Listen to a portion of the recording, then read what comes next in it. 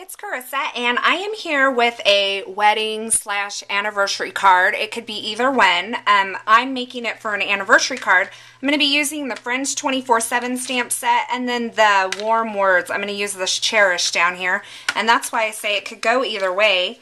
The cardstock that I'm using is all Very Vanilla or Shimmer White. So I'm going to start with stamping my base of my Shimmer White cardstock. And you know what? I just realized this is going to be really hard to see on my scratch paper. I hope you can see this. So I just have, this is cut at 4 by 5 1/4. And then I have Very Vanilla ink, and I just have the Damask stamp from the Friends 24/7. And I'm just going to kind of stamp a background. Now, my goal for this card is very tone-on-tone kind of look. So it's not going to be, you know, you're not going to see a whole lot of contrast on this card. In fact, the darkest thing that you're going to see is going to be the sentiment. And I chose Going Gray for that.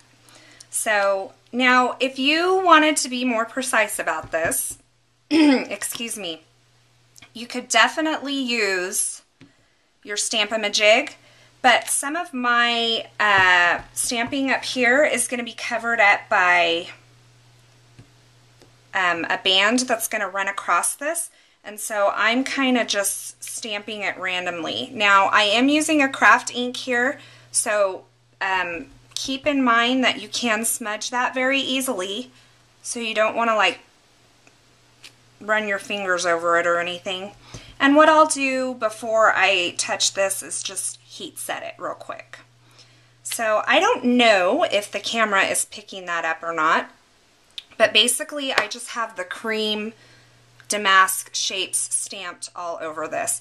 And I just kind of start in the middle with this one and then kind of work out. So it seems to work pretty well like that. So I went ahead and heat set that background stamping that I did, and then I set it aside just to give it some extra time. I have a piece of Very Vanilla cardstock. It is cut at 5 1/4 by 2 to start out with, and I'm just going to stamp it with the, I forget the name of this. Is it on here?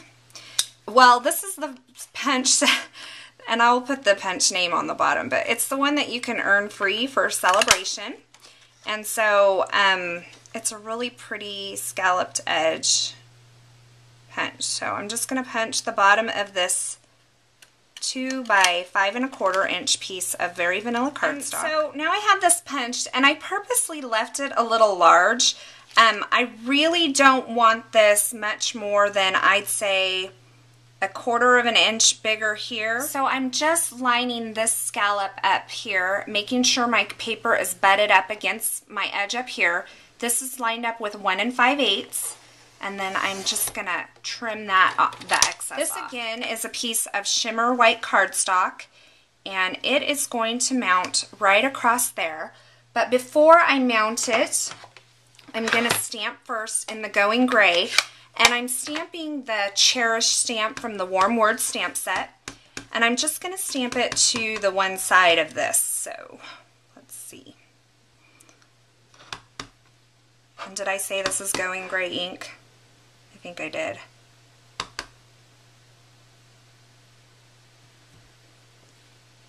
Now the other thing you could do is use the For the Newlyweds stamp from the Teeny Tiny Wishes.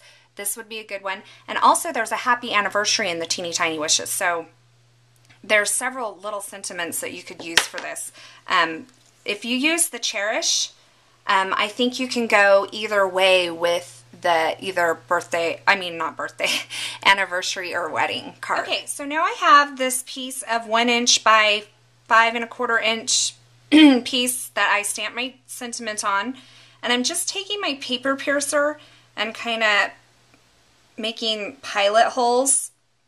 Now, if you watch my videos, you know I can't find my matte pack. So if I had my matte pack, I'd just stick it on there, and somebody told me to use a mouse pad, and I don't even have one of those. That's extra. So, excuse me. I have those punched, and then I can just take my 1/16 of an inch punch and find that in there and just punch those. So, and the reason I'm putting these holes in there is because I am going to add the small rhinestone brad to each one of these corners. So the reason I started with my paper piercer instead of just going straight for the punch is because I find that with the paper piercer, you can better visualize, you know, like an even spacing. If you just go for the punch and you just start putting it in there and punching, you can't really see where you're punching. So I just, like I said, I just kind of marked where I wanted my holes and then went back with my punch and lined up my punch there. So what I'll do is I'll just put these brads in each of these 4 corners.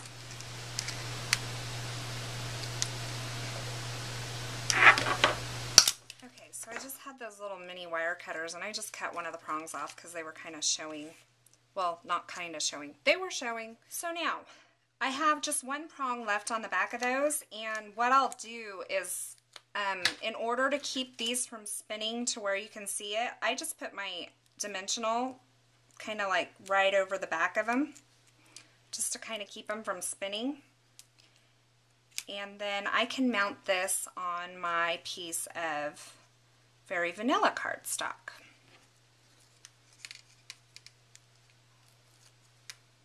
So there's that piece.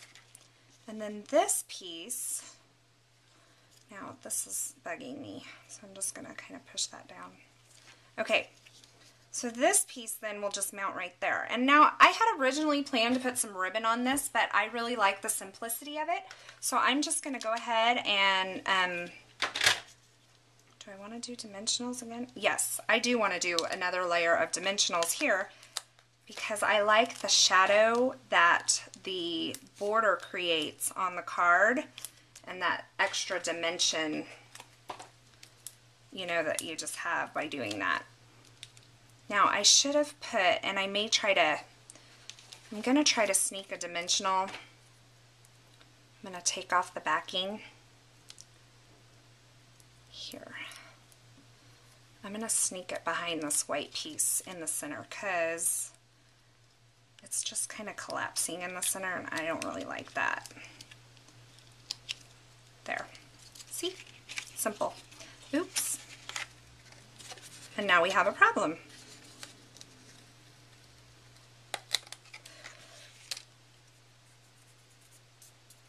Whew. That was a close one. Sometimes I do some really lame brain things, like I just don't think, you know. Towards the bottom here. And now this whole thing just mounts on a Very Vanilla card base.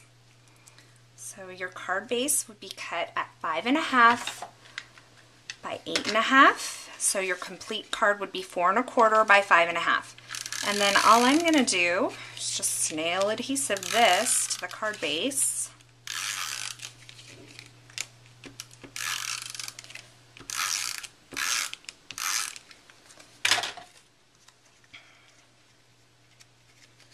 And you can always use your grid on your mat to line it up if you can get your card to stay in place.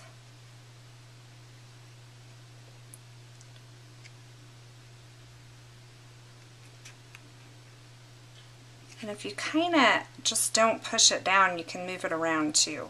Because I will fiddle with stuff for a little while and just get it until it looks right. I'm kind of visual in the way that I do that. Okay. So there is my anniversary card, and it could definitely be a wedding card. I was going to add ribbon, but I really just like it like it is. So I hope you like it too, and thanks for watching, and we'll see you soon.